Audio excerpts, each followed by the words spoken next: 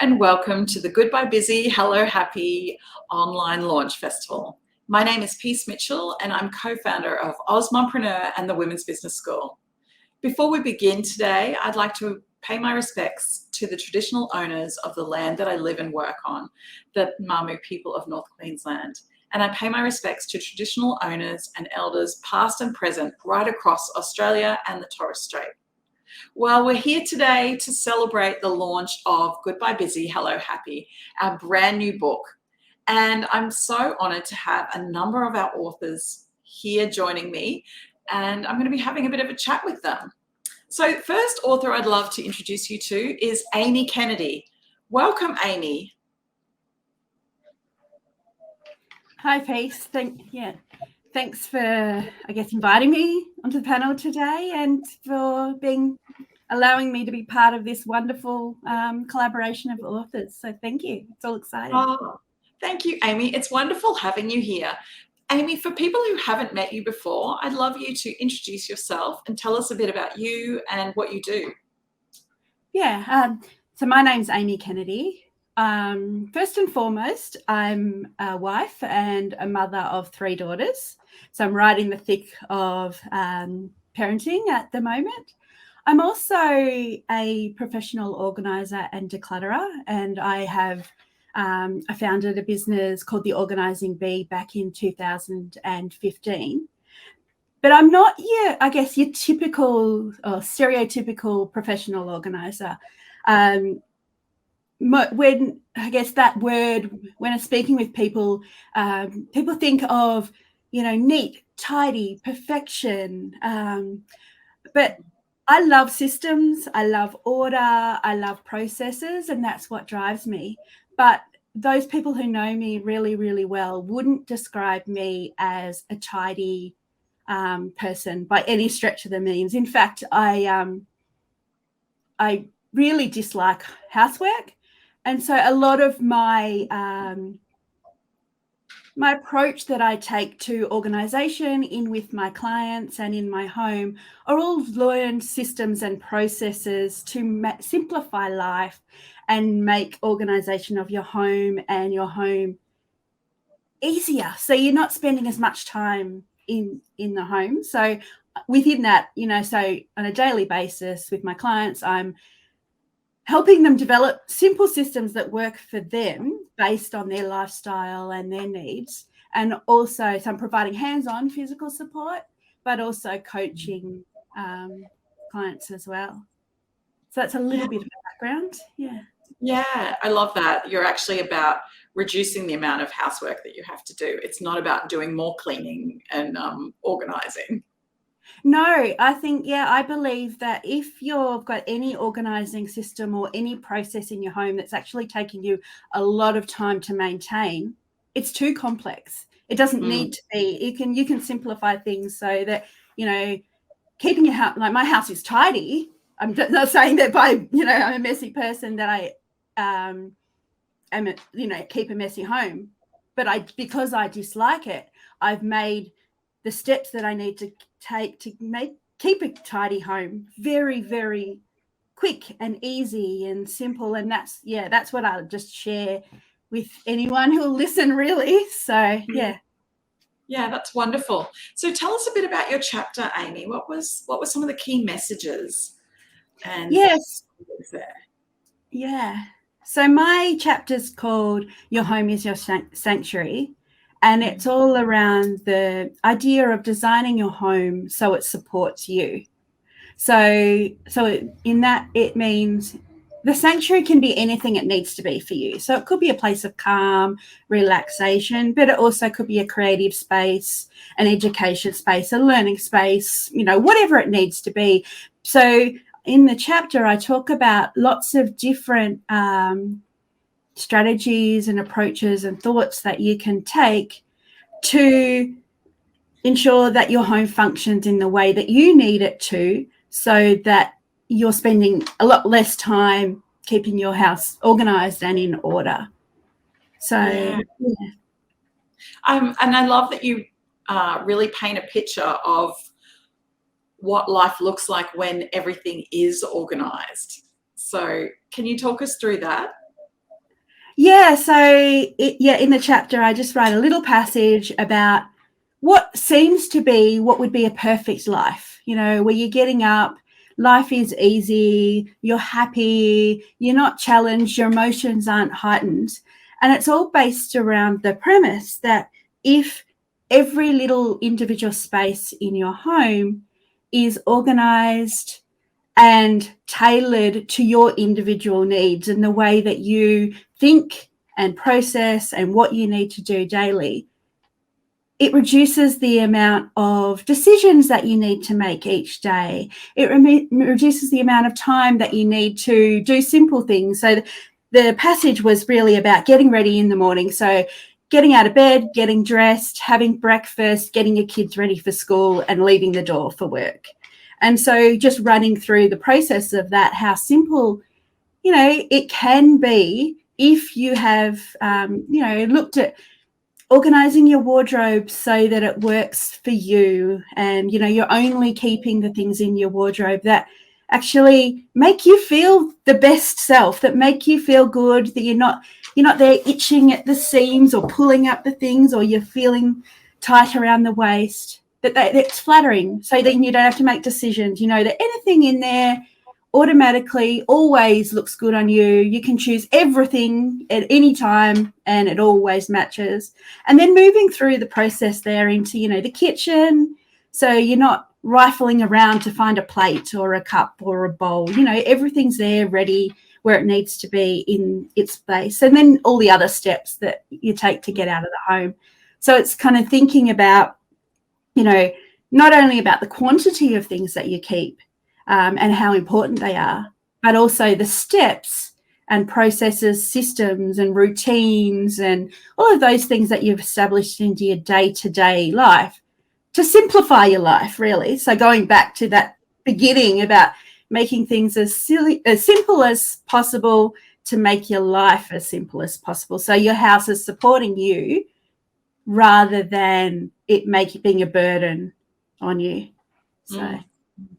Yeah, I love that. And another thing you talk about in the chapter is using your favorite teacup every day when you have your cup of tea, and being able to find it easily. Yeah, exactly. So, and I believe that's with everything, not just your favorite teacup, but you should be wearing your favorite shoes. You should be using your favorite handbag.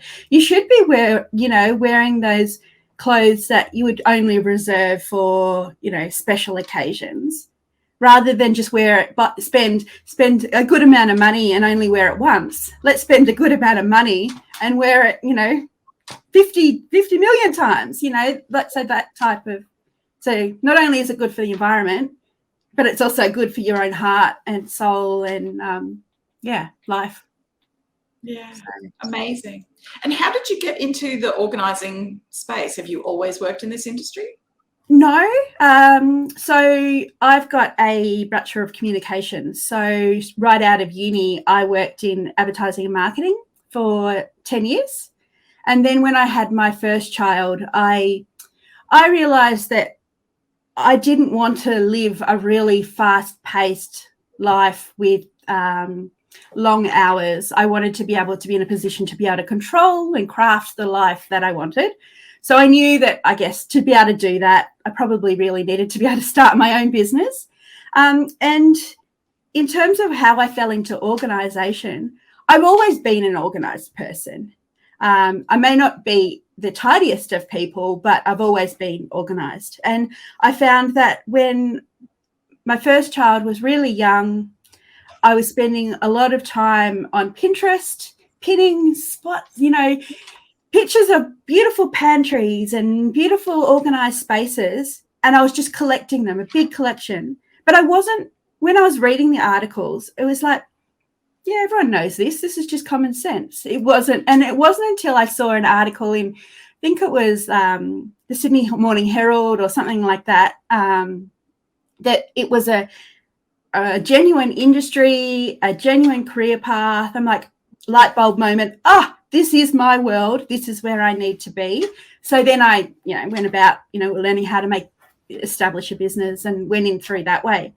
So initially when I started, I was all about, I'm just going to make really Pinterest perfect pantries and other spaces. But I quickly realized that majority of clients that need my support, it's more wholesale. It's bigger than just making a space look good. It's looking at everything. So, the systems, the processes, and making it really work for them rather than just this is the set way a pantry should look. We need to design it in a way that supports them. So, it's transitioned over time. But Yeah, and I love that you use the word sanctuary, and for people to think of their home as a sanctuary and whatever that looks like for them, because it can be so different, can't it? Oh, it absolutely can be. And that's what I love about working with people in their homes is that we talk in depth about very small little processes about, like, when they open the front door of their home, what is it that they naturally do? Do they take their shoes off near the front door? Do they drop their handbag on the couch near the door? Or near the, wherever. What is it that they naturally do? And so we're using that discussion and understanding about all the little things that they do in the home to build systems that support them so that they can still take their shoes off at the front door, but it doesn't look like they've just left their shoes at the front door. So then creating that sanctuary type thing for some of them, I've helped clients anything and everything from music rooms through to workshops. We're organising fishing tackle and very, very diverse range of homes and all different age groups and, what they want out of their home. So, it's very fulfilling area to work in. Yeah. It's wonderful. Well, thank you so much, Amy. If people want to get in touch with you, what's the best way for them to reach you?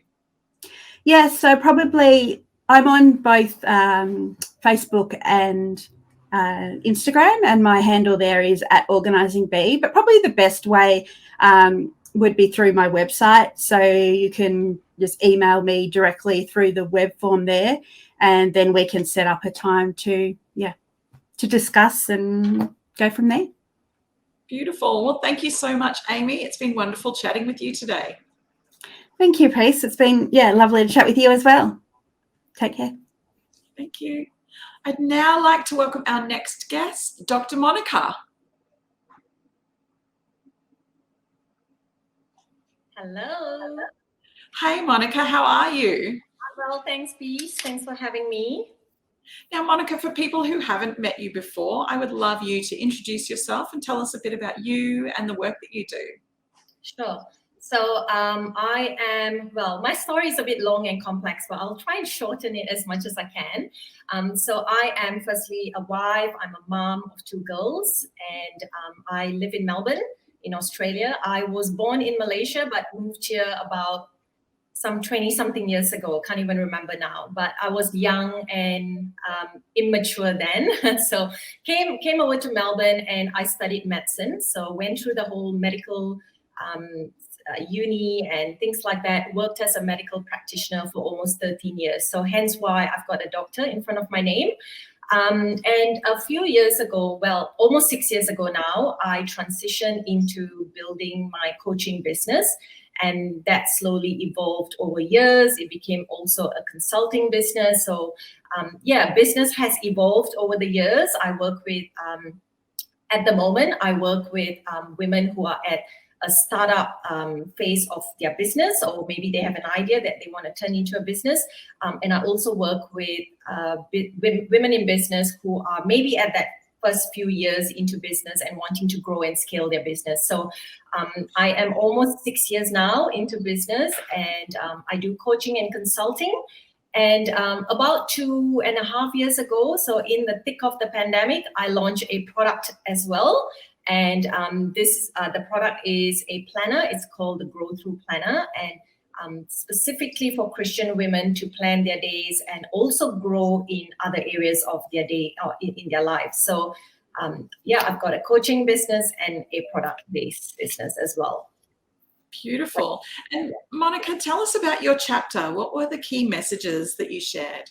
Yeah, so my chapter, in my chapter, I share pretty much the transition of how I went from my, my medical days and working in that space and moving into building my business.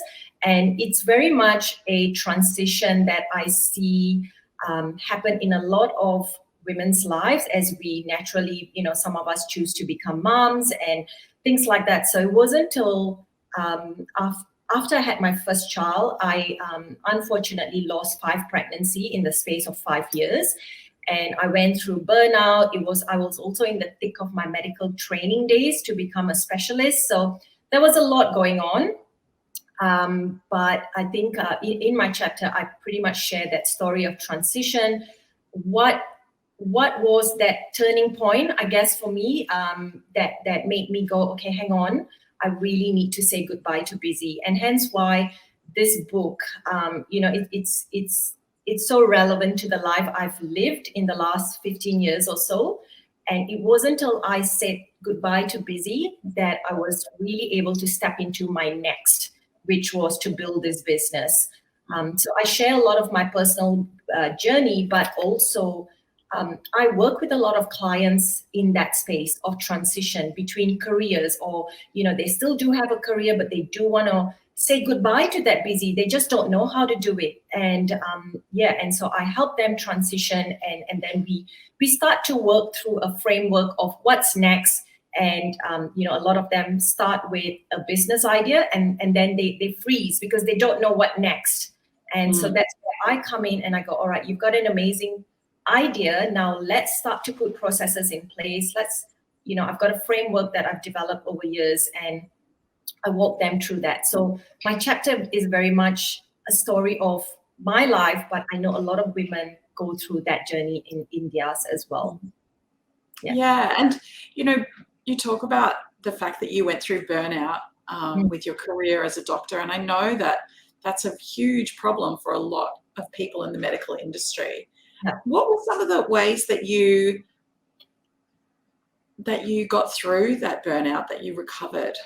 Yeah, so a few things, Peace. And, I think my light bulb moment came when I was being pushed into the MRI machine. And I share that in my chapter. Coming from a medical background, you would think I would have seen the signs, and maybe I did, but I was also very, very much just pushing through the everyday, doing the wife thing, the mom thing, the building your career thing, and just going. And it wasn't until I was being put into this MRI machine that I had this light bulb moment and went, okay, this shouldn't, this isn't the life that I want to, and is there more to life? Or is this it?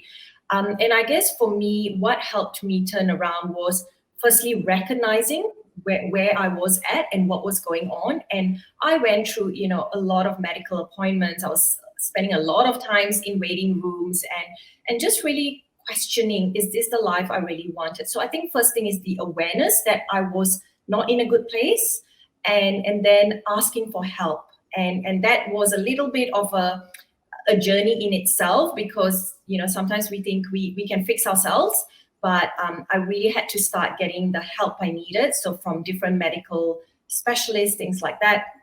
But also I'm a woman of faith. So for me, my prayer life was really, really important. And if anything, it got me, out of that dark space. So I think it's that hope of something better, something more. But it wasn't until, and that's why, again, I come back to even the title of this book. It's so important that women understand that you can't step into the new until you say goodbye to the old. And whatever that looks like for each of us, it might be a bit different. Whether it's saying goodbye to a career and moving into the next, or just making a decision and going, you know what, I'm not going to commit to 5 things. I'm only going to choose the one. Whatever that is, that was me. And I really, that faith journey, my prayer life was really important in helping me. But there was, of course, a lot of the practical as well, like getting help, asking for help, accepting help. I think that's one thing a lot of us struggle with as well. And I learned to accept a lot of help in that time. Yeah. And you work with transitions, and you were talking about how hard it is sometimes to say goodbye to something, but we have to close the door on things if we want to have new opportunities and things happening. So I love that you're now working in that space of transition where you're helping other people to, close that chapter and move into new things. Yeah, and it's not always so straightforward. It's that in between space that we kind of go, oh, is this it or not? Or is this the job that I'm meant to move into or not? It's never clear cut. But I always say to my clients, you have to trust the process, trust yourself, trust God if you believe in God, and you got to move. Unless you physically move, you will never know, because nothing changes when nothing changes. And that's been something I've walked myself. So I can honestly, hand on heart, when I say this to my clients, I tell them my story. I share with them my story, because sometimes you got to see others walk through that before you actually can believe that for yourself. And that's, we all sometimes got to lean onto the faith of someone else, or that hope of someone else's journey. And that's why I find, I like, it's just so important that we keep sharing our stories, because it really, I can give you like 10 points on how to transition well, but unless you've seen people do it, or someone's personal story, you're not really going to believe it for yourself. And I think for me personally, coming from a medical profession, sometimes people, and I share this in my chapter as well, a lot of people said to me that many years ago, are you crazy? Like, are you moving from a profession that, is stable, you have, good income, you always have a job to go to, and you're moving into uncertainty?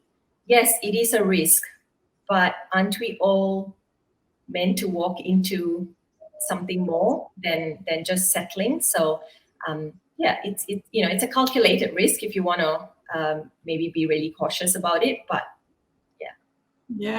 yeah. And that, stepping out of your comfort zone and having the courage to let go of something and do something new, that's where the magic happens. Really. Yeah. And the one other thing that I say in the book and in my closing paragraph was, and I was just reading it again today, I think sometimes we think happy is a destination. And, like my chapter is titled Fight for Your Happy, because no one else will. And I think, that fight, it's a continuous process. I mean, I've got 2 young kids now on school holidays here. I still have to fight for my happy. I still got to fight for my time. And not in a selfish way, but, you do have to protect your energy. You do have to protect your time to a certain degree. And in comes the whole conversation around boundaries. But in my closing chapter, I said, like, are you there yet? Are you at happy yet?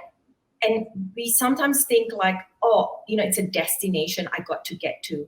But it's really just another point in your journey. Like, I've got there. All right, I'm gonna keep fighting for my happy. And we're all growing older.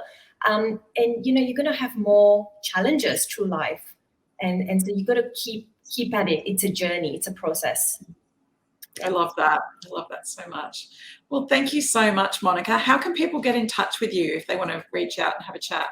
Yeah, sure. So I'm on Instagram or Facebook at monica.d.r, or my website is drmonicadr.com. Beautiful. Well, thank you so much, Monica. It's been wonderful chatting with you. Thank you, Peace. Thanks for having me. I'd now like to welcome Denise to the stage. Hello, Denise. How are you? Hi, Peace. Hi, I'm very good, thank you. Thanks for having me. I'm really excited to be here, and hello to everyone who is watching. Thank you. Yeah, it was wonderful to have you here, Denise. Now, for people who haven't met you before, I'd love you to introduce yourself and tell us a bit about you and the work that you do. Yes, I'd love to tell a bit more about that. First of all, I'm a mom. I have a 1-year-old little boy, and his name is Luca. I'm originally from the Netherlands, and one of my biggest dreams was always to live in Australia, and that dream came true. What is it? 6 years ago now. I do quite a few different things actually. So I have my own coaching and consulting business called the Ikigai Entrepreneur, and I started this 3 years ago. Initially, I started coaching female entrepreneurs where I help them start up their business, but really focused on setting, like on the foundational work, the organizational side of it, more than really advising or consulting about business. So, and also I've worked with a lot of women who did like complete 180 degrees changes. And now 3 years in, one thing that I noticed in my coaching is that I love coaching on performance and leadership and just being really effective in causing the results that you want. So at the moment, I'm moving to transformational leadership programs, and we are about to launch our first program in Australia at the end of October. So that is that's one thing, or the second. I also work part-time for an inbound tour operator, an Australian. So my background is actually in luxury travel, luxury experience travel. I do this part-time, and I really do this for fun. I've been away for a few years, and a while ago I spoke to my ex-employer, and we were talking about it, and it's like, oh, I just really really miss the people and traveling, and it's always been so much fun. And we came to an agreement where I can do this and have a business and be a mom. So that's another thing that I do. And then I also have a passion project in Colombia. So I'm also a volunteer managing director of a Dutch foundation called Kula Loans. And probably also about 3 years ago, at the same time when I started my business, I also started a project in Colombia to help people who live in extreme poverty will get out of that and build a sustainable living. And what I do there now, 3 years later, we created like a 4-phase model where we help communities, a whole community at the same time. People who live, just to give you an idea, people who live of less than $4 a day with a whole family. So we have created this incubator and accelerator program where we teach them about entrepreneurship and starting up their own business. And then as a community, they have to kind of help write a business plan. And when I say write, some can't even read and write. So of course, we have mentors and coaches, business coaches who help with that. And then we also invest in their businesses with a community microcredit. So we raise money. Actually, recently, last month, we started our first pilot project that took a lot longer than planned because of the pandemic. And we have 33 people now in that community who just started their business. And so then once they're at that point and they're educated, they have ongoing mentoring until they're ready to go out on their own. So I do that as well. And we have my own project in Colombia, but also in India. And soon we are, we're actually looking about starting in Africa, in Gambia. So yeah, those are the things that I do at the moment. Amazing. That's amazing. I love the work that you're doing. Denise, the name, the Ikigai Entrepreneur, for people who don't know what the word Ikigai means, can you explain that to us? Yeah, sure. So Ikigai is the meaning of Ikigai is a reason for being, and it's a Japanese concept, and it's well known on the Japanese island Okinawa. And this island is known for the is it the centenarians? I never know how to pronounce that word in English. Yeah, centenarians. So there are like, out of like any destination in the world, that's where most people live above like 100 years old. So an ikigai is a concept where they live by, and it's all about living a fulfilled life and really about self-fulfillment. So what is it that brings you joy? What is it that truly fulfills you? And what in your life needs to happen for you to get to that kind of state in your life? And there are lots of different elements to it, because we're all unique human beings. Nobody is like me, nobody is like you. So you have your own expertise, you have your own interests. There are, things that are important for you might not be important for me. So all these things kind of need to work together. And that was the inspiration for my business as well, because my work is all about living a fulfilled and joyful life, and really have the courage to create it in a way that that you love, and it doesn't really matter what anyone else thinks about that. And in my opinion, that can take courage. From my own experience, it's not always easy to actually follow your heart and not listen to other people's opinions, and just keep going with what you believe in. Yeah, that takes something. So that's one thing where I'm really focused on in my work. Yeah, amazing. And Denise, tell us about your chapter. What were some of the key messages that you shared? Yeah, my chapter is called "The Truth Will Set You Free," and I believe that when you are completely honest with yourself, when you can be fully authentic, that is the starting point for creating this fulfilled life. And looking at myself, one thing that I've learned about myself is that I'm a people pleaser. Now, this is a type of behavior where I sometimes say yes too quickly, or or I want to compensate feeling guilt, or compensate my feelings of guilt. And one thing I've learned, that that's always a reaction, and but it gets me into trouble, because when I compensate those feelings of guilt, then I often seem to walk away from my own path and the things that are really important to me. And being a people pleaser, that also well, when I was in my 20s, actually caused a burnout, because that was at the time where my life was all about making sure that everybody was happy, making sure that people were happy with me and the work that I did, or the girlfriend that I was, or the daughter, or whatever role I was in. And my chapter is really about that journey. I find, well, if looking back at my life, I've always done what I wanted, really from from a really young age already.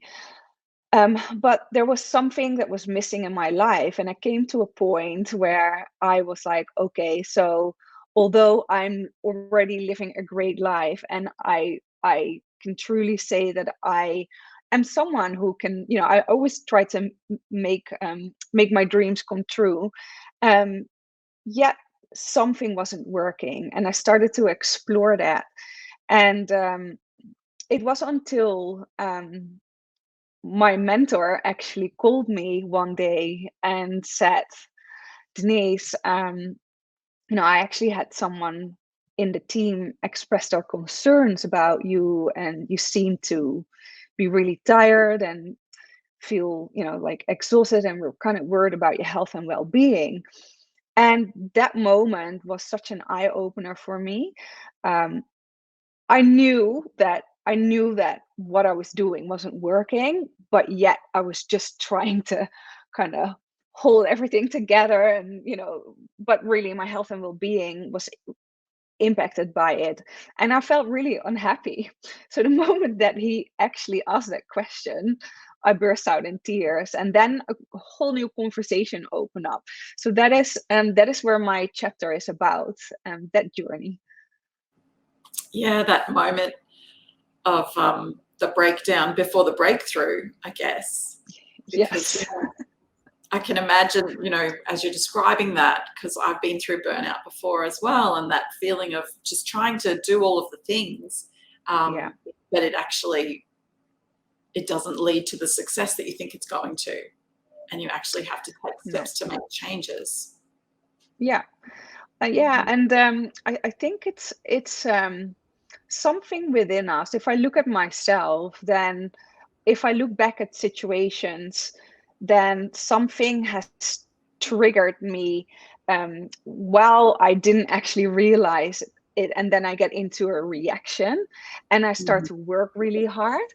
And so interesting is that in that conversation with my mentor, when we started to look at it, I realized that what I do is actually make myself busier, which is even worse. And that is my way to handle it, but it's causing, so it's just getting me into trouble, and it's just getting me to the opposite of where I actually intend to be. Yeah. And I think this is what I've learned over time and over the years, and where my work is about as well. And it was mentioned with one of the other authors as well, is creating awareness. And creating awareness, getting to know yourself. Who are you authentically? And it's not about right or wrong or good or bad, or shoots or shouldn'ts or have or have tos. It is really about, hey, okay. Acknowledging that is part of who you are, and it's not good and it's not bad, but having that awareness of things that you do or reactions that you have will really help you do things differently. And one of those things, where I also talk about in the book, is, for example, this people pleaser, to just keep that as an example, is that what I practice now is that when someone makes a request of me, that I say, well, thank you very much. I will have a think about it. Can I get back to you tomorrow? So I give myself 24 hours to just not react, and in the evening have a think about it. If needed, talk to my partner about it, and really look at, hey, is this aligned with the kind of life that I want to live? Or if it's not, do I still want to help, or am I just going to say no? And that is one little thing that I started practicing with. And I think that that's really where this journey that we're all on is all about. I think it's an ongoing practice, and what I like to do is provide people as many tools as possible to integrate in their lives and to see what works for them. Yeah, amazing. Well, thank you so much, Denise. It's just been wonderful chatting with you. How can people get in touch with you if they want to reach out? Yes, and well, thank you. So I have a website, www.the-ikigai-entrepreneur. You can also find me on Facebook under the same name, or either my own name or my business name, Instagram or LinkedIn. So lots of different ways to reach out and connect with me. Beautiful. Well, thank you so much. It's been wonderful chatting with you today. Thank you so much, Peace. Okay, I'd now like to welcome our next author. Ange, please join me on stage. Thanks for having me, Peace. Very excited to be here. It's so good to have you here. Now, for people who haven't met you before, I'd love you to introduce yourself and tell us a bit about you and the work that you do. Thank you. So I'm a mindset and wellbeing expert. And I traveled this path because when I first went to uni, I actually did sports science. And so I spent my whole undergraduate degree learning about how we can be at our physical best. But then obviously once you hit life, you realize that it's so much more than physical well-being. You need to thrive in so many other areas. And so it was because of this that I then went and retrained as a mindset expert. because I wanted people to have access to the tools and resources so that they could cope in life whenever a curveball came their way. So now I work as a coach, speaker, and mentor, but like all the other women have said, you know, I'm so much more than this. I'm a mum, I'm a wife, I'm a friend, daughter, sister. Yeah, beautiful. And then my business, so the business that I founded is called Conscious Living Hub. And I created this business because I wanted to have a career that aligned with my values and passions, one of which was to help people to thrive. So I created the platform first, and I basically just started sharing tips and ideas around mindset and well-being. I wanted people to be able to have more awareness about the things I was saying yes and no to, but also to show them that it really is possible to change your vibration and to, you know, gradually move yourself up into that world that you want to be living in and not being stuck in a state that's not serving you.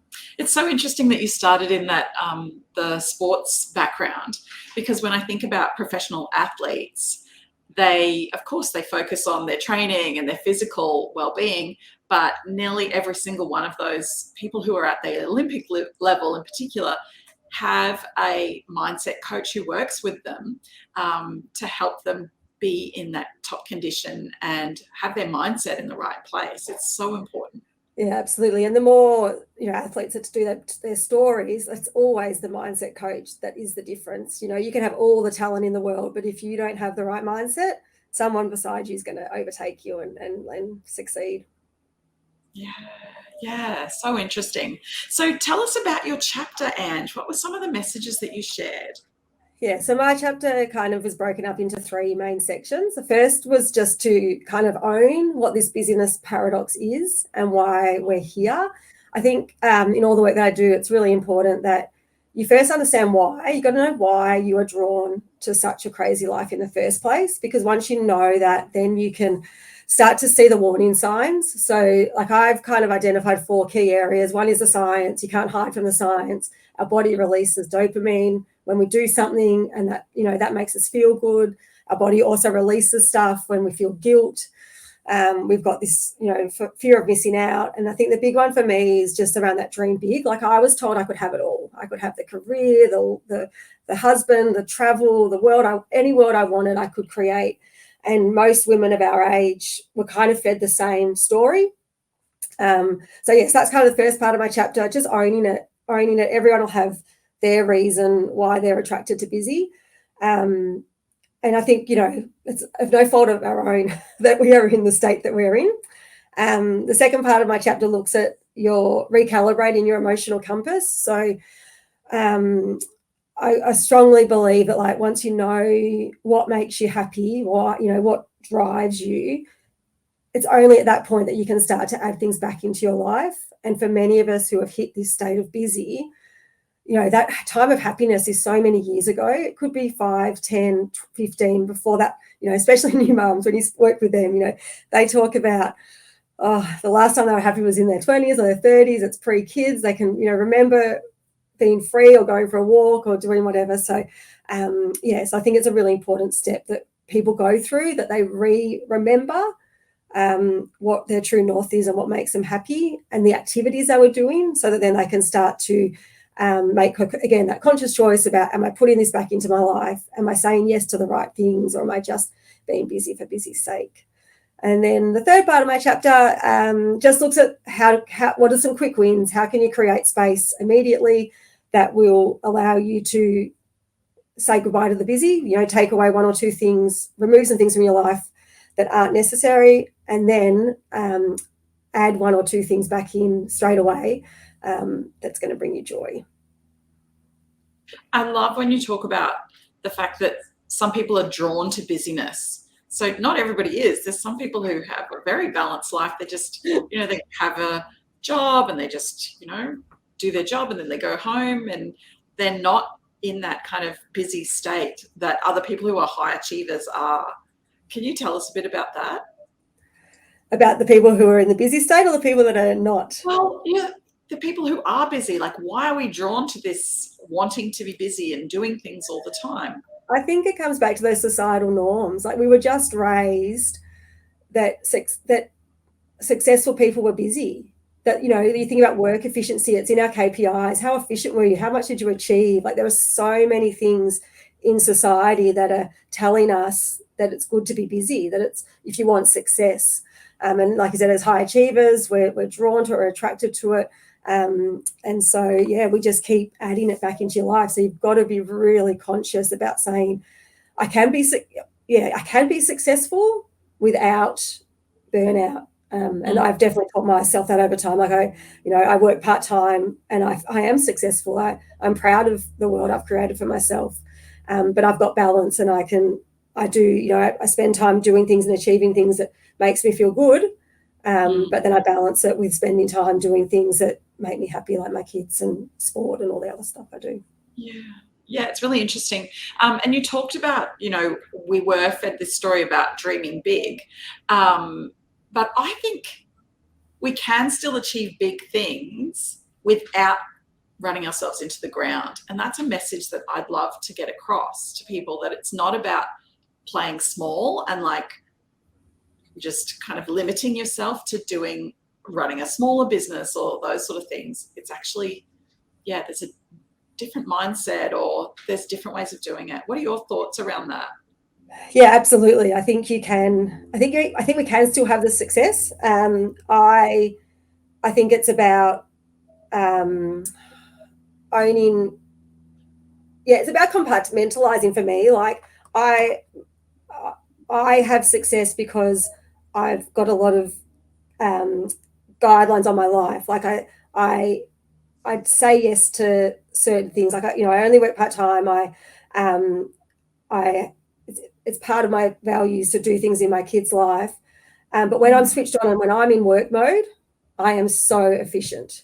So I've taught myself over time how to be as efficient as I possibly can in the 21 hours a week that I am devoting to being a work person, because that's how much time I give. And so, and because of that, and I can then rest, like, people burn out because they don't rest. So by being really strong with what you will and won't do in your week means that when I show up to work at 9 o'clock, I am switched on. I've got the energy. I'm going to do such good, positive work. But that's for being what I want to achieve. Like, again, I think you said before, everyone's got a different goal around what success looks like. And so I sort of talk about that in my book too. Your state of utopia, in my chapter, I should say, your state of utopia will be different. But when you can paint your picture of utopia, then you can say yes to things that helps that utopia come to life, and no to things that are just getting you stuck in busy. So like you and me, Peace, like, we've got different goals and things that we want to achieve, and they're just as important as the person beside us. They'll be very different, but if you stay true to it, you can achieve greatness.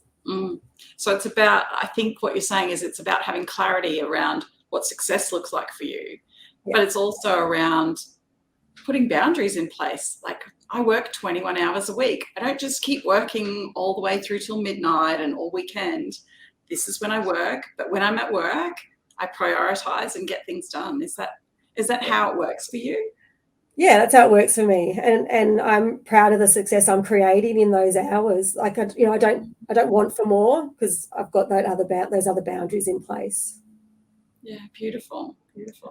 So, how can people get in touch with you if they want to reach out and have a chat?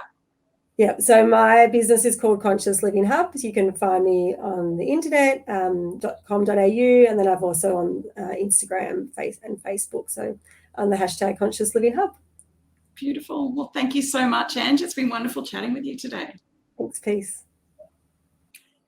I'd now like to welcome our final author today to join me, Karen McDermott. Hello, how you going? Good, Karen. It's lovely to see you. Now, for people who haven't met you before, I would love you to introduce yourself and tell us a bit about you and the work that you do. Absolutely. My name is Karen McDermott. I'm an author, a publisher, busy bee mum of 6, and I just prioritize joy very highly. So I show up for stories. So I'm a great believer in stories are very powerful, and the more we share them, especially as women, the more we get to connect, heal, educate, and it's all about story for me. Yeah, beautiful, beautiful. So Karen, what was your chapter about in Goodbye Busy, Hello Happy? Well, I can never say goodbye to busy, because I am a mum of six. So it's my perspective of busy that allows me to prioritize joy and to be happy. And I get asked it a lot. How in goodness name do you get to do what you do and just always seem to be happy? And it's because I prioritize joy. It's because I do what I love. And it's also because my perspective of busy is different. Um, I never feel busy because I suppose because I'm doing what I love, I'm always energized with it. It's not to say there's not days where I just close over the diary and go to the beach. That's my response to any kind of overwhelmed days.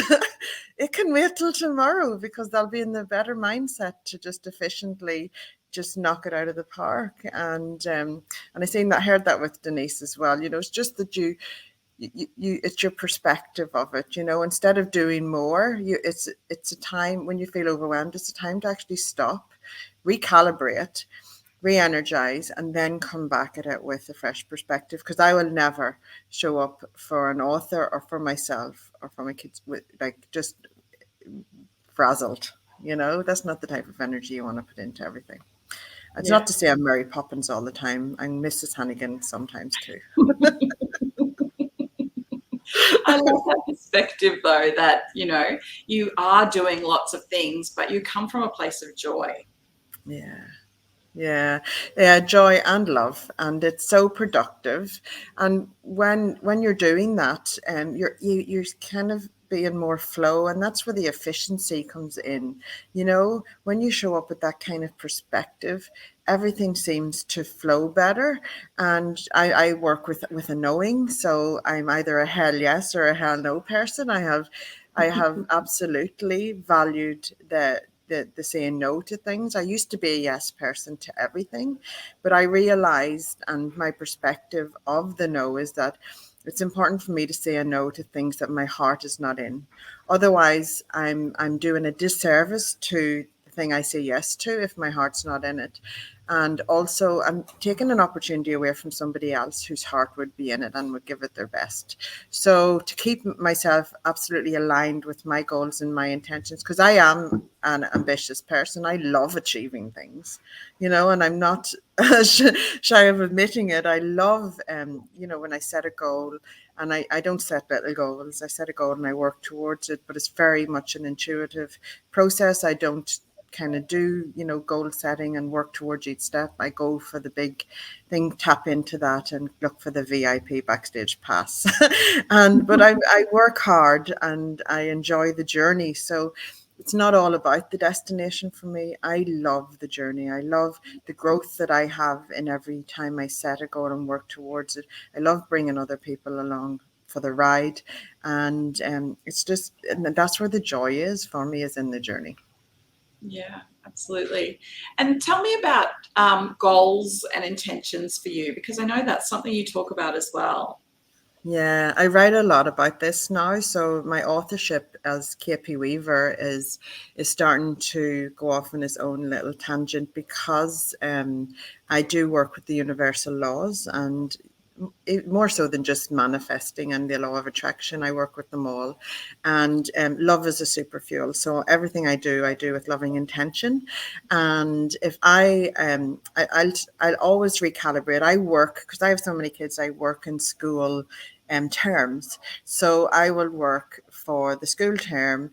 And then when it's school holidays, I shift into a different gear, a mindset gear, and I cruise. So like next week, school holidays here in WA, I'll be hanging out with my kids. I'll still be doing some work. I do a lot of writing in that time because I'm in a different energy, and it's a really good energy to write in. But yeah, it's just how I do life, and it works. So if it works, then, why not do it that way? I love the unconventional. Quite often, whenever I work with my knowing, that it's usually unconventional, the approach that the answer is, because it's out of the box thinking. It's not comfortable for some people, but I'm a great believer in magic, and magic happens a little bit outside of our comfort zone. And when you get comfortable with that, there's no boundaries as to what you can achieve, no limits.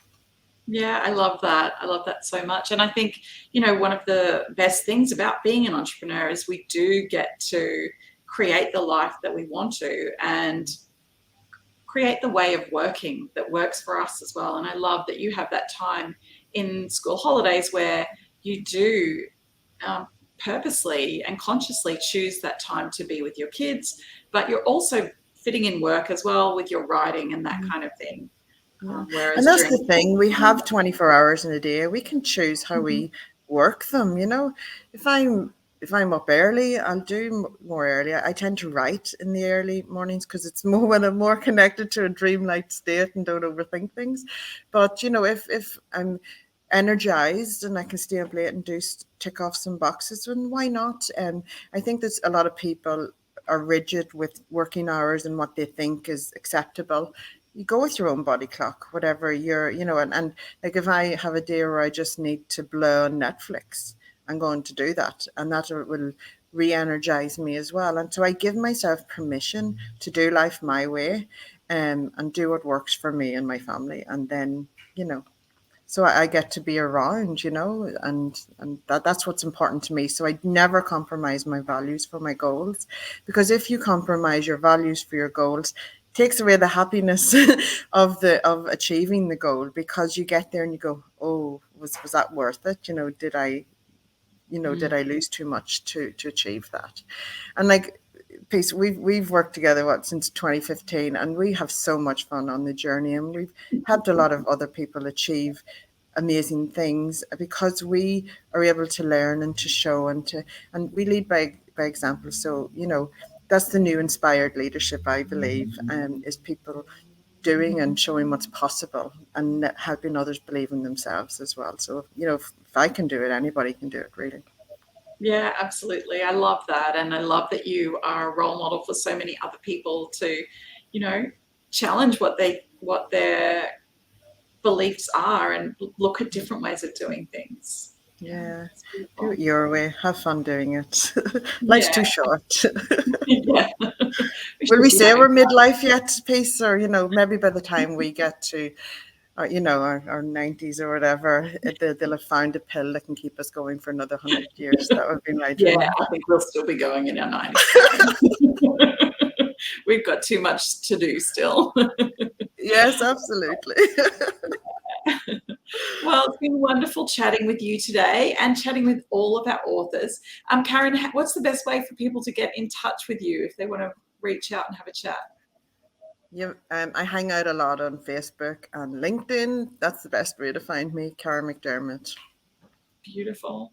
Well, thank you so much. I'd love to bring all of our authors back now as we wrap up today. This is our book, Goodbye Busy, Hello Happy.